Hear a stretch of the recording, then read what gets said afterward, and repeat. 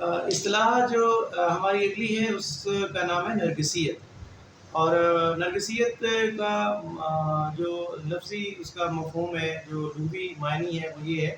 خود پسندی اور خود پرستی۔ اس کو فرائڈ نے جوڑا ہے جنس کے ساتھ،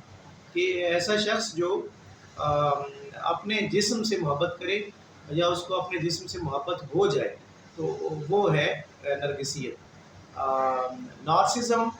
یہ انگریزی میں یہ اصطلاح استعمال ہوتی ہے جو کہ یونان سے آئی ہے، نارسس سے، اور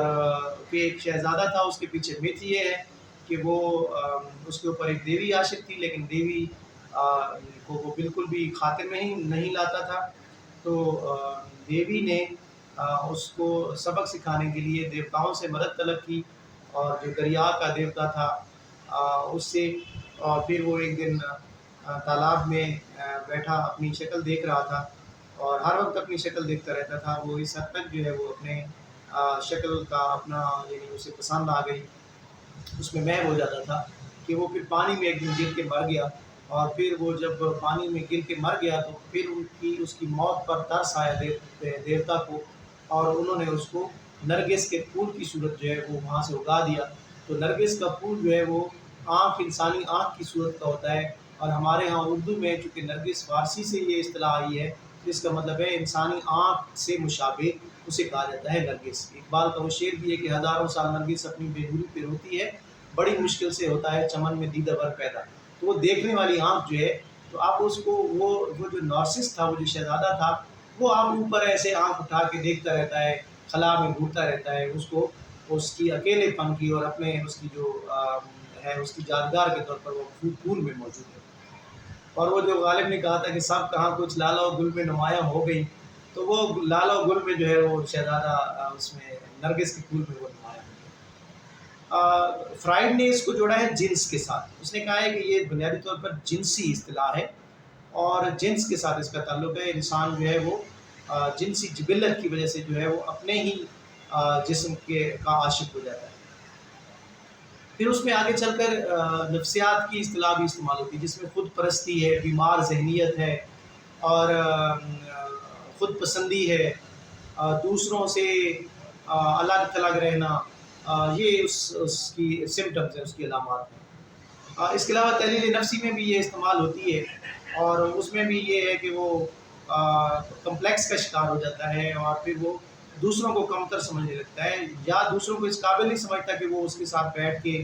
اس جیسی کوئی بات چیت کر سکتے ہیں، تو وہ اپنے آپ میں ہی مگن رہتا ہے، اپنے باطن کے ساتھ ہی وہ باتیں بھی کرتا ہے، اور سمجھتا ہے کہ میں ہی سب کچھ ہوں۔ تو اس کے علاوہ جو یہ اصطلاح ہے نرگسیت کی، ادب کے اندر کیسے ہے؟ ادب میں خاص طور پہ شاعری میں جب اس کو استعمال کیا جاتا ہے تو یہ کہا جاتا ہے کہ ایسا شاعر جو اپنے علاوہ کسی کو بھی کچھ خاطر میں نہ لائے، اور کہے کہ میں جو کچھ کہہ رہا ہوں وہی سارا کچھ ہے، باقی دنیا میں کچھ چیز بھی وہ پریویل نہیں کرتی، اور جو کچھ میں کہتا ہوں وہی مستند ہے میرا فرمایا ہوا۔ تو اس طریقے سے کہہ کے یہ پھر ادب کے اندر بھی یہ اصطلاح جو ہے استعمال ہوتی ہے۔ نرگسیت کی جو تعریف کی ہے ایز ورڈزورتھ نے، اس نے کہا ہے کہ نرگسی انسان، چاہے وہ مرد ہو یا عورت، اس کو کہتے ہیں جو اپنے سے محبت کرے۔ ایسا شخص آئینہ دیکھ کر اپنے حسن کی تعریف کرتا ہے، اس کے پیار کا انداز ایسا ہی ہوتا ہے جیسے کوئی انسان کسی دوسرے سے پیار کرے۔ تو اس کے علاوہ فرائڈ اور اس کے جو مقلدین ہیں انہوں نے کہا ہے کہ نرگسیت ایسا اس مریضانہ ذہنیت کا نام ہے جس میں انسان اپنے جسم میں دلچسپی لیتا ہے، اور اس کی جو علامات ہیں وہ یہ ہیں کہ مغرور ہے، خود ستائی ہے، طلب جاہ ہے، جذبہ محبوبیت ہے، دوسروں سے کنارہ کشی ہے، خودداری ہے، تصوریت ہے، تخلیقی خواہشات ہے، شدید فکر صحت ہے، شکل و شباہت ہے کہ کہیں یہ نہ ہو جائے، وہ عارضے کی صورت جب اختیار کر لیتی کہ کہتے کہ میرے ساتھ یہ نہ ہو جائے، میں باہر نکلوں گا تو وہ نہ ہو جائے گا، اور اب جناب میرے لیے ہلکے پڑ گئے ہیں فلاں، اس طرح کی چیزیں جو ہے نا وہ پھر سوچنا شروع کر دیتا ہے۔ لیکن جو ادب کے اندر ہے، ادب کے اندر خاص طور پہ جو ادیب ہے وہ جب یہ سمجھتا ہے کہ دوسرے کچھ بھی نہیں ہیں اور میں ہی سب کچھ ہوں، تو یعنی خود جو نرگسیت کا حامل شخص ہوتا ہے